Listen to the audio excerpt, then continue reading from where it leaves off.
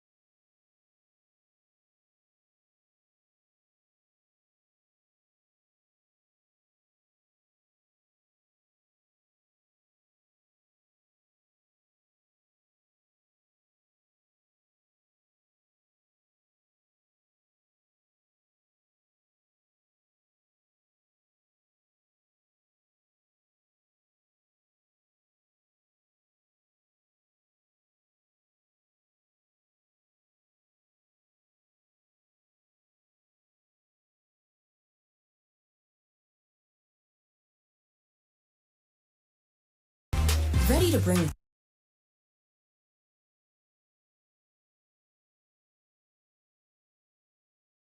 that to borderless window. So now that we have it pop up, we're gonna go back to Botrix. We're gonna go to the chatbot tab on the left-hand side. We're gonna turn off the chatbot, give it like a second. Now we're gonna turn on the chatbot. Let's go back to YouTube. Now you can see that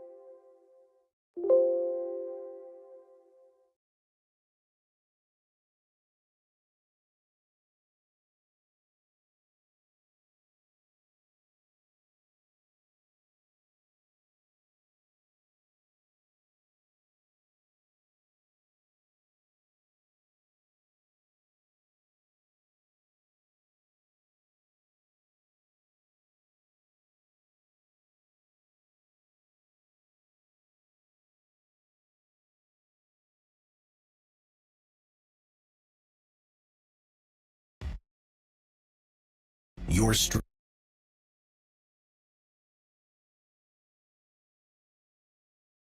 you'll see the options below in case you want to multi-stream, but hide bot messages, include different emotes, hide old messages in case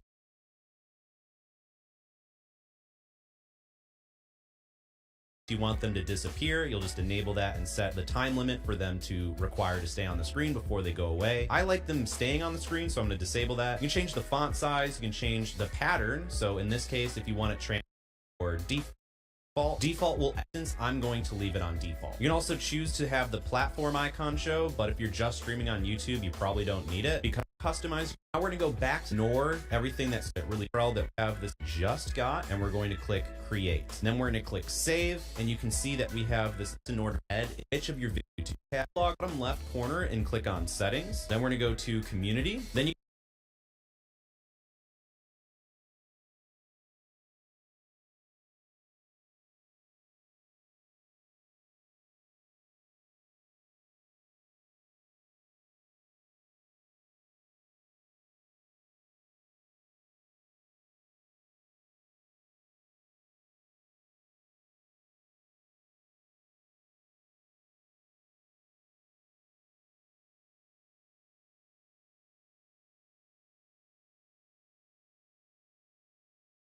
you can see I have Botrix modded here. So what you want to do is type in youtube.com/@Botrix, and that's going to give you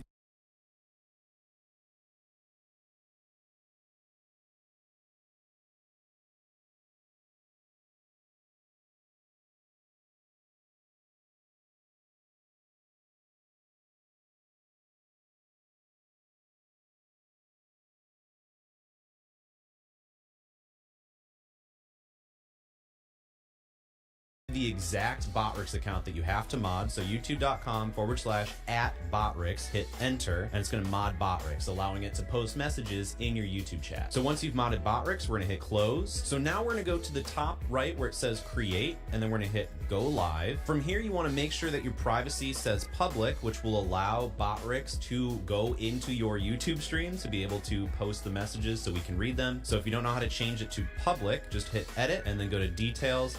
Yeah, so nothing's actually started. So I'm going to open up Opoo is settings, and then we're going to use stream. Stream is public, so it up, and if left-hand side, we're going to turn off the chat bot, give it like a, we're going to go to Botrix's message pops up, and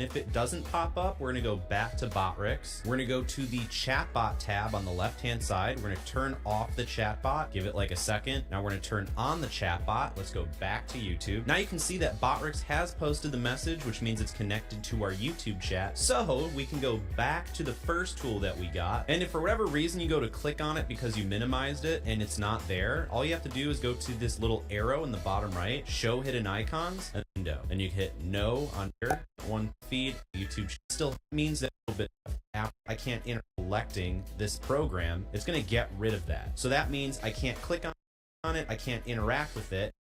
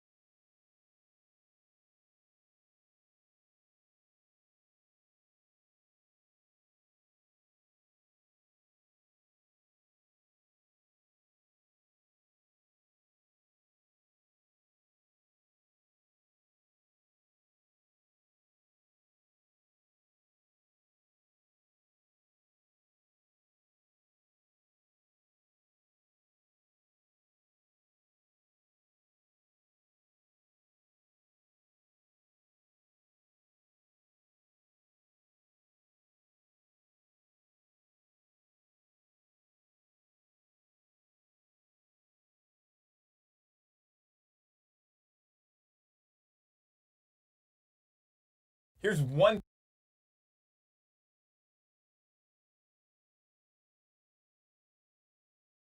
pack in one video. Basically today I'm going to be showing you how to make everything you need for and I can just pick which authorized emotes that you make logos. Also allow you can custom. So this video is actually sponsored by Owned. And maybe you know that Owned is your one-stop shop for everything you can customize as a Twitch streamer or YouTube streamer or even just a YouTuber. Owned has the biggest library for everything ever. Overlay packs, emotes, animated emotes, but they also allow you to create your own stuff. The video player banner image. So that's your Twitch channel itself. Now, when it comes to OBS Studio or whatever broadcasting software you're using, overlays, we're gonna have a starting soon overlay, we're gonna have a be right back overlay, and then an intermission overlay where you basically have your camera at the forefront, maybe a little bit of the gameplay top right, full. So I'm gonna go with rectangle stick. Step one, you open up your browser, you go to photopea.com, you click on new project. Top left, you're gonna see the dimensions. We're gonna go 1080p.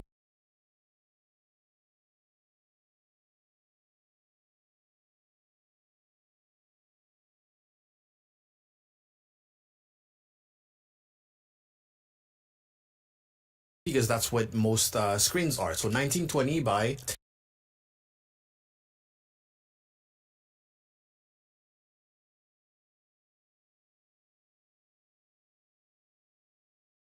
1080. And for the DPI, we're going to go 300. So it's nice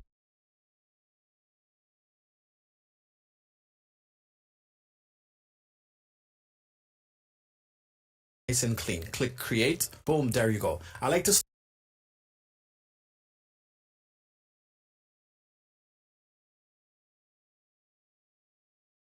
Hey everybody, Dr. Ray here, and today what I'm going to show you is how to... We're going to go 1080p because that's what most screens are. So 1920 by 1080. And for the DPI, we're going to go 300. So it's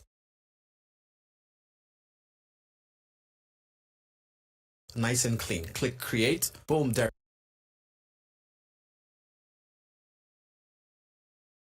There you go. I like to start with the biggest thing in the whole pack, and that is basically the base layer, like starting soon screen or offline image. Now this is the hardest part. When you're sitting here and you have a blank page, you should be looking at inspiration, like on Google Images and stuff like that, or you should get an image in so that you get your creative juices flowing. I like going to pixhere.com. Those are public domain images basically, and look for some keywords like abstract. You might remember this little thing, which is part of an overlay pack that I made recently. Keeping in mind that the style is going to be sharp, rectangles, and all that. I actually like this image. right there. We might not keep it, but let's just get started. Right click on it. I'm going to click copy image. Go back to Photopea, Control V, Control Alt T to transform, and then just drag it. Nice. And this is basically our background. What we need on our starting soon screen is the text that's it.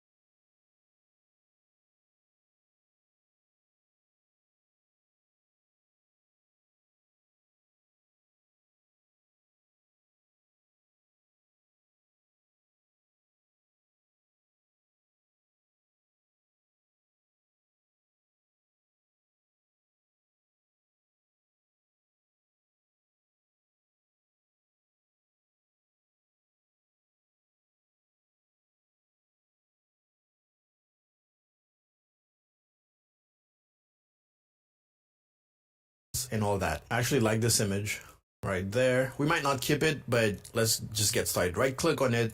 I'm going to click copy image. Go back to Photopea, Control V, Control Alt T to transform.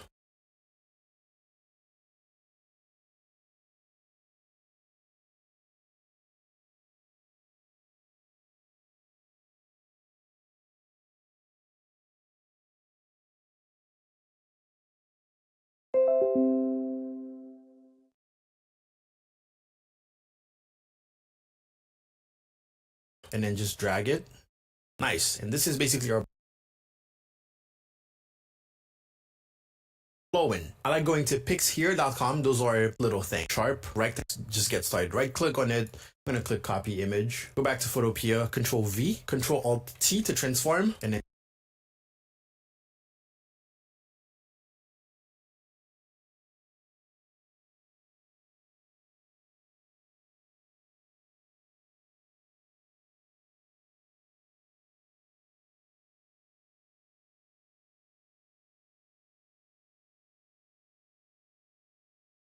then just drag it.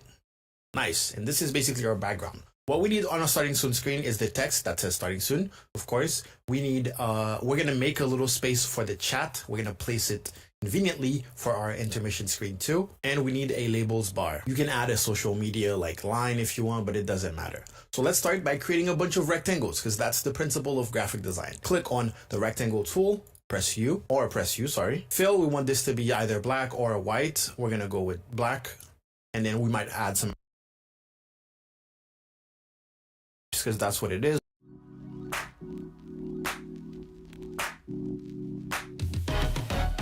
This will group them back. Now they do and what's about that? Not yet. It will not match with you know. Click the just click straight this which out of rank.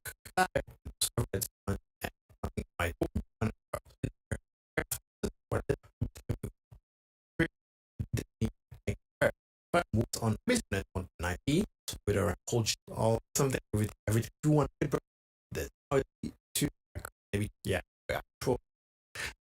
shift blur less. There you go. Now we're gonna do this. I'm not gonna do all that. It's actually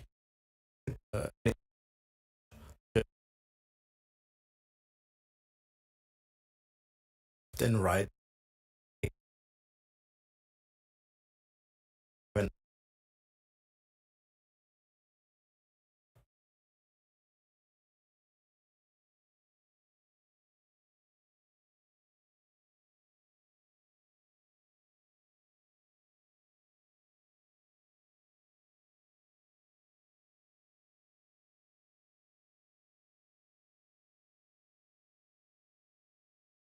I am so sick of seeing the exact same thing being tweeted by streamers when they go live on Twitch or YouTube. Do people actually think that tweeting or posting to Discord with the words "I'm live" followed by their Twitch link is actually going to get people to click through and visit their stream? That might have worked 5 years ago, but nowadays you've got to put a little bit more effort into grabbing people's attention and bringing them across to your live stream. So rather than just sitting here and complaining about it, I thought I would teach you guys how to create your own GIFs or GIFs or however you want to say it, so that you can share something a little bit more unique and a little bit more creative next time you go live. And the best part is that this doesn't even have to be just about you posting when you go live. Once you follow this tutorial, you're going to have the skills to be able to create animations like these for absolutely anything you would like to share.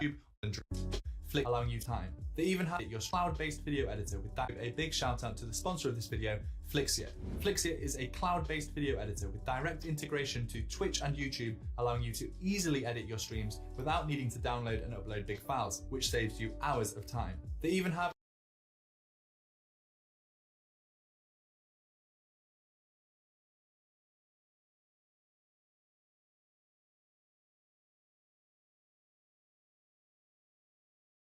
All right, second time's the charm. Hey guys, Get Level here, and today we are going to cheat. That's right. This portion of the video is sponsored by OwnPro. OwnPro is a complete service to help you. Second time's the charm. It's because I messed up completely the first time. Let's start a new. Go to photopea.com. Actually, let me just refresh. Boom. Yeah, I want to lose everything. That's fine. Boom, you go to photopea.com. This is what you're gonna see. You're gonna click on new project, and up there you're gonna put 300. When it comes to the DPI, it's gonna change your width and height. What you can do is select that, type 1920 correctly, not like me, and then 1080.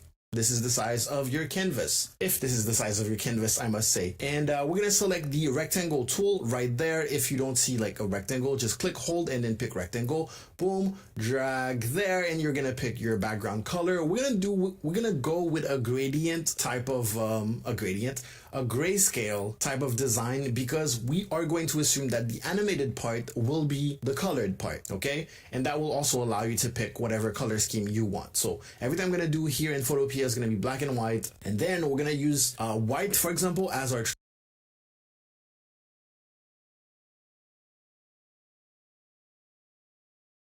transparency color in order to add our moving background underneath it.